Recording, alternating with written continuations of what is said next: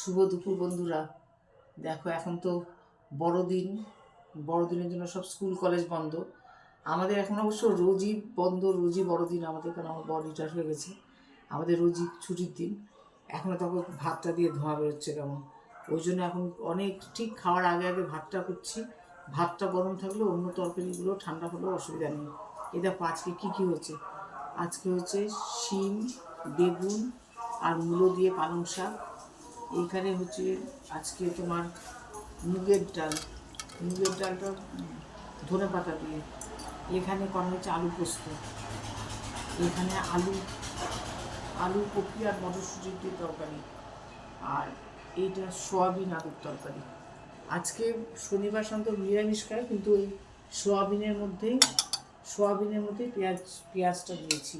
আর হচ্ছে টমেটোর চাটনি। তবে এখন তোমাকে বাড়া শুরু করছি। আমাদের এই সিম্পল খাবার দাবার, সাদামাটা জীবন তোমাদের কেমন লাগছে অবশ্যই জানিও। যদি একটু ভালো লেগে থাকে অবশ্যই সাবস্ক্রাইব করে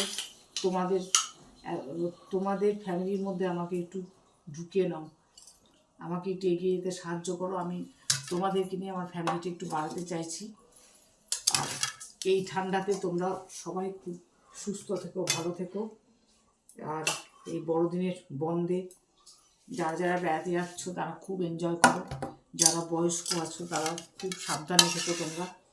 আর সিজন চেঞ্জ, প্রচণ্ড ঠান্ডা।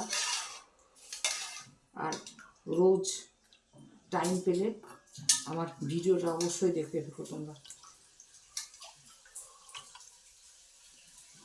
আচ্ছা, আলু ফুলকপির তরকারিটা আলু পোস্তর পাশে দিয়ে দিই। হ্যাঁ, সোয়াবিনটা একটা বাটির মধ্যে দিচ্ছি।